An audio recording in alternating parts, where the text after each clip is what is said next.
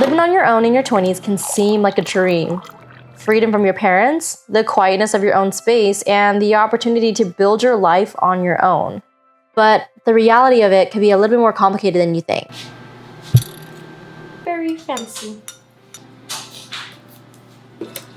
It's been almost 5 years since I moved out of my parents' house, and although that was probably the best decision I've ever made in the last 5 years that I've been living, it's also been one of the most toughest living situations that I've ever been in.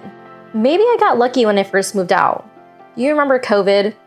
All of my classes went online, prices went down, gas was so cheap, and apartment hunting wasn't so bad at all. I even got lucky with the $950 apartment that I found with a roommate. But that meant I had to work 2 part-time jobs, up to 50 hours a week, and I was still going to school full-time. That also meant eating out all the time, hanging out with friends, spending money on unnecessary things, major car problems, and honestly just surviving.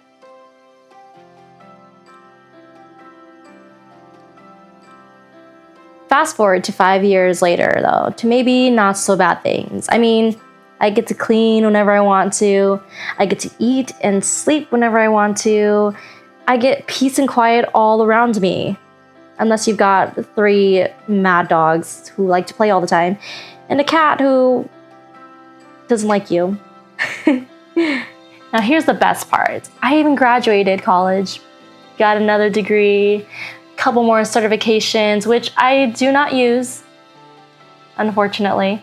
Found a full-time job with a few side hustling part-time jobs just cause. Moved into my very, very own apartment all on my own, even though that hurt my bank account significantly. And well, the best part, found love. Ha ha ha, love. I only laugh because I am not corny at all and didn't grow up very sentimental. So yeah, you're gonna get jokes out of me when it comes to love. What started off as $1,500 a month actually turned into $3,000 a month. But that also just meant that I started earning a little bit more money and stopped working fast food and retail jobs. Eventually I got my full-time job, and so everything became a little more expensive.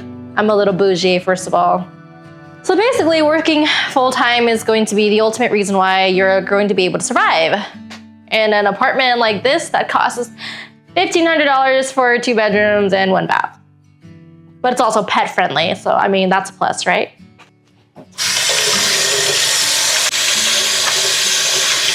I mean, obviously, we all know that the financial part of it's going to be the biggest thing that you're gonna have to worry about, right? But like, why didn't my parents ever teach me about credit? Or how to open up a savings account and, you know, put money in there every single month. Like, I had to do all of that research on my own. And that bit me in the butt, first of all. Like, I'm just dealing with the consequences now of, you know, having to pay $3,000 a month for bills. Credit cards are very, very important. Please do your research. And honestly, no joke whatsoever, my parents literally set me up for failure. I don't know what they were thinking. We're obviously Asian, and I'm obviously an Asian daughter, and like, you know, there's cultural traditions and whatnot, but still, I wouldn't have wanted my kids to, you know, grow up not understanding how to take care of themselves financially, and now you're stuck in a hole because of it. So, this chicken is gross, gross. Why does it look like that? You know what's the hardest part about being home too with your parents is that you try to cook, but you know, your food disappears because your siblings don't know that, you know, what's theirs is not theirs and what's yours is yours. Like, I remember putting my name on those containers saying it was my food, they still ate it anyways. No one cared. But if you're a loving sister like me, you would cook and buy just enough for your entire family because that's how sweet you are. Had I never moved out, I would have never learned how to manage my finances. I mean, not that I'm perfect at the moment. Far from perfect, still learning myself, but definitely a lot more disciplined than I was before, especially on Amazon. I used to order packages every single day for no reason. Like loads and loads and loads of boxes for no reason. And now I'm committed to cooking at home and being healthy and not eating out as often. at this point in my life, we eat out at least only 2 times a week now compared to what it was before. Especially when I was working a lot. Once you get busy and stressed out and annoyed, you don't want to cook. You don't want to do anything that's going to make you have to do things physically because you're so exhausted and drained, and then you want to go out and then you want to eat and just, you know, load up on carbs and burgers and grease. Yeah, it gets to you. Life is not perfect. For everyone that's on YouTube eating healthy every single day, you're a liar. You're an absolute liar. And even though I eat healthy, I still don't eat as healthy as I should. But hey, a burger is fine. It is fine twice a week. I also got some other great things out of, you know, moving on my own and not living with my parents anymore. I mean, obviously I've got 4 animals in this house. It was only supposed to be 2 in the beginning. Never planned for 3 at all. I mean, I wanted another one, but that didn't mean that I was going to get another one. And then Katya came along when I fostered her. Well, technically I was just out drunk and, you know, saw a kitten, she was hurt. I couldn't leave her there, so I brought her in, washed her up, told everyone that I was just gonna take care of her for a few days until she was strong and healthy again to let her go back outside. And then, here she is now, still living with me. Hazel, who is also right here, this is Ryan's dog. She has joined the family of 3, a family of 4, and now we're a family of 5. A big old family of 5 people, 5 beings, 5 crazy households. The good thing though is that me and Ryan aren't that crazy. It's true. I'm not crazy. He would have known by now. And they really aren't joking when they say that pets are literally a really big responsibility. Where you live, how you eat really depends on how many animals you have. If I don't got dinner, that means that they probably don't got dinner. I'm just kidding, they always get fed first. I'd rather starve, to be honest. Plus, the apartment that I have chosen, it's very hard to find a place that is husky friendly. So we've got really lucky with this place. I wish I was bougie enough to cook this chicken, you know, really aesthetically, but I'm gonna eat it anyway, so what's the point? So the real question is, how tempted would you be when it comes to wanting your own animal or pet? Gotta take that into consideration. Can you afford it? Do you have an emergency fund to where, you know, something were to happen, you can afford paying for their emergency? I've got pet insurance though, and that's an investment for sure, because you never know what could happen to these babies. And these babies, they're not just pets, okay? They're literally your children. At least they're my children.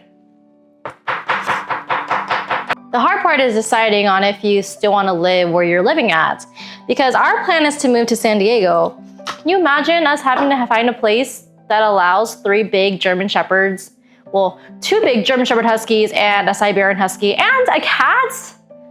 What are we gonna do? We better be making some money when we're moving out there. By the way, I'm in Central California right now, Fresno, okay? So the suburbs is easier to live in, especially when you've got pets. Not as bougie out here, it's a little ghetto. We're almost done. We only use 3 different types of seasonings for our chicken. Sometimes I put honey too. Honey is really good. And if y'all are judging me, I don't care, because I'm not Gordon Ramsay. And if he were to judge me, well, hey, guess what? At least I'm eating chicken. Could be eating ramen noodles instead. I would probably not survive in a kitchen, but like hell's kitchen? I have to Google everything. YouTube. YouTube is literally my bestie. Bestie. So I decided that we're just gonna put the chicken in the oven because the air fryer is still in the sink with water in it. Can you see? It's right there with water in it. Haven't washed it, haven't cleaned it yet. So we're just gonna put it in the oven on a big old pan and hope that it's ready by the time we go to the gym. Yay!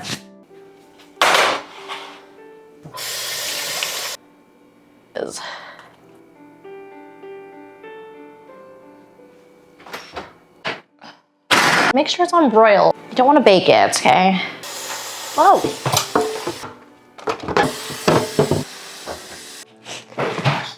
And here's another question for you. Are you more of a staying in type of person or a going out kind of person? I mean, you can be both though, like me. Let's just say it's October of 2024 right now, and last year, October of 2023, your girl was going out every single weekend. She did not like this place. This place was not ever called home to me, until recently at least.